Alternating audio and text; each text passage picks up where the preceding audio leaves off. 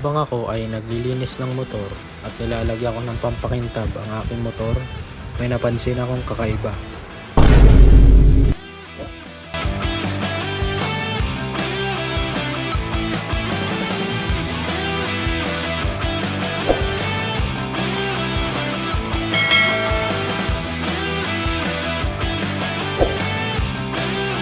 So ayun guys, habang naglalagay tayo ng pampakintab sa flash 150 natin, may napansin tayong leak dito sa starter motor natin. Ayan, kitang-kita naman na may leak na yung starter natin. Ayan, may basa na ng oil. So possible yung O-ring ng ating starter is may damage na. So ngayon guys, ang gagawin natin is papalitan natin ng bagong O-ring.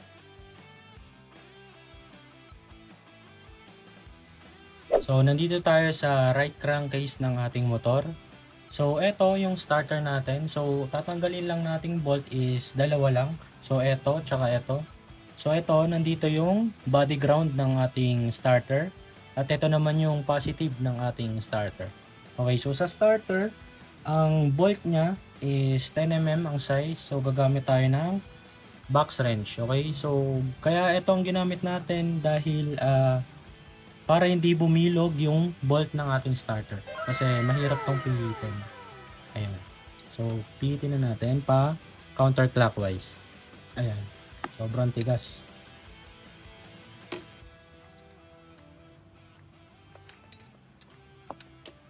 So, pag naluwagan, pwede nyo naman ng kamay niya.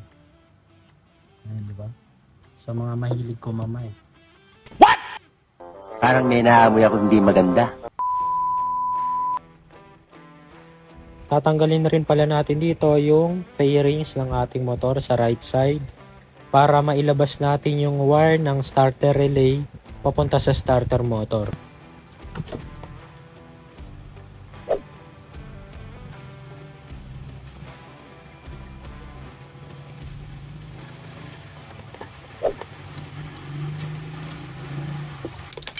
Nalaglag po.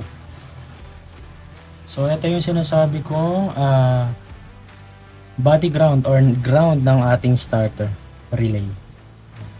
So, hilain lang natin tong starter. Medyo matigas nga lang siya. Ayan. Pero madali lang na. Madali lang yung tanggal. Hihilain ko lang. Ayan. Naangat na natin yung starter.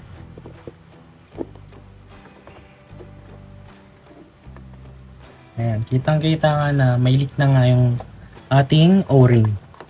So, grabe yung dumi. So, dahan-dahan lang.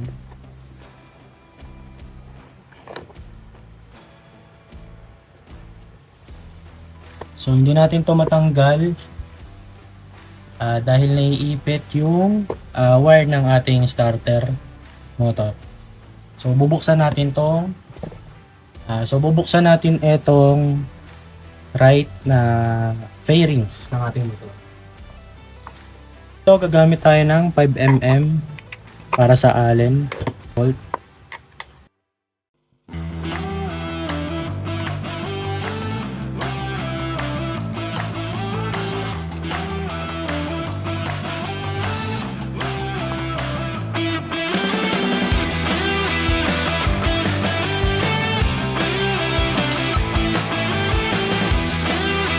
So, ito yung wire ng ating starter.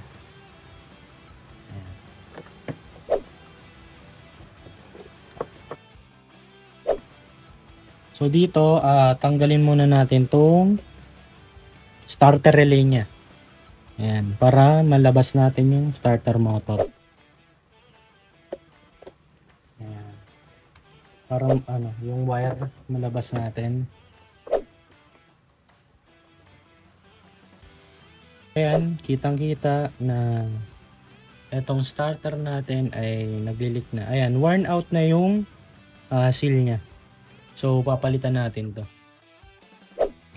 Nilinis na rin natin dito yung starter motor natin para kapag binalik natin sa motor ay malinis na. Dito, gagamit tayo ng flat screw para tanggalin yung O-ring. Makikita nyo, lapat na yung O-ring sa starter natin. So hindi niya na nagagawa yung trabaho niya para i-seal yung oil sa ating makina.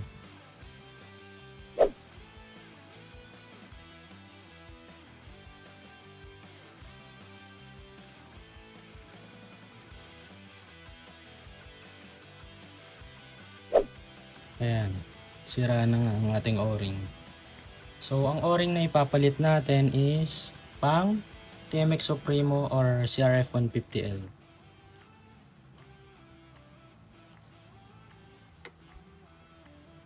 So punasan muna natin.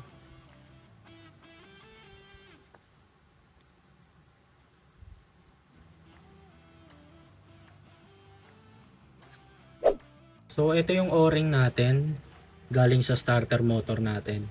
So kung makikita mo yung O-ring, flat na yung surface or lumapat na talaga siya dun sa pinaka starter natin.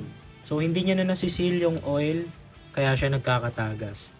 So papalitan natin siya ng O-ring na panibago. So ang kasukat na O-ring ng ating Rusi Flash 150 is eto.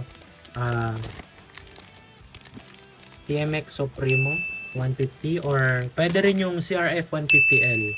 So set na yung binili ko kasi para kapag magdi-DIY tayo ng part ng ating motor is may magagamit na tayo kagad. Kita natin kagad yung gasket.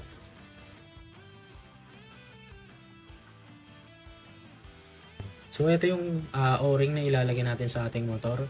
So medyo maliit siya compared sa luma, 'di ba? So ang nangyari kasi dito, nag-expand na siya and tumigas na yung material. So dito naman makikita natin elastic pa siya. Ayan. So ito wala na, matigas na talaga eh. So kakabit na natin sa motor natin. Sasalpak na natin yung starter motor natin at ang bagong oil seal sa motor natin. So ganito muna ang pangtamang pagsasalpak. Yan. Make sure na mapasok nyo muna tong wire ng ating starter. Then i-shoot nyo lang doon sa butas.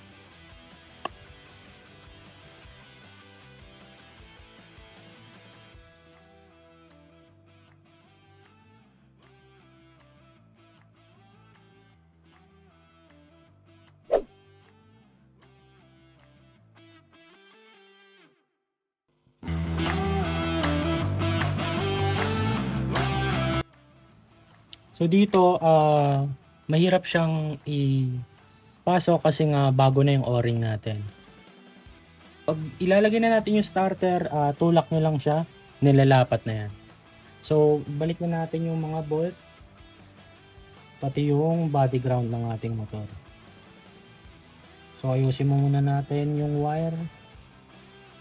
Ayan. So ito yung body ground, then ito yung live wire or positive ng ating starter motor. So sasalpak na natin ulit yung starter relay.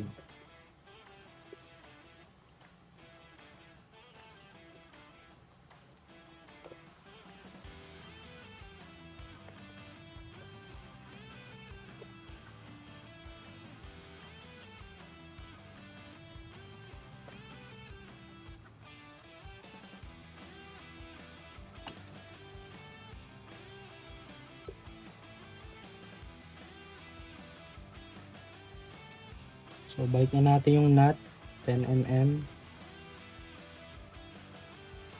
So gagamit tayo ng special tools. Etong kamay natin.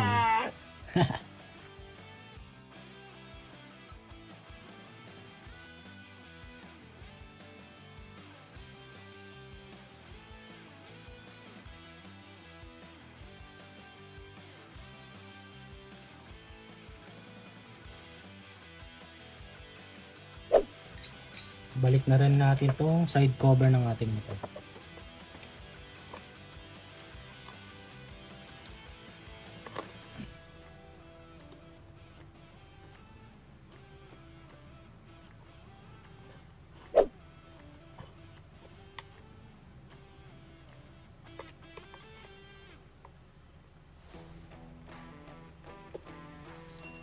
Make sure na nahigpitan natin maigi.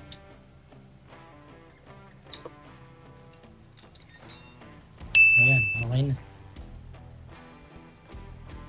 So dito, ite-testing na natin kung gagana yung starter natin.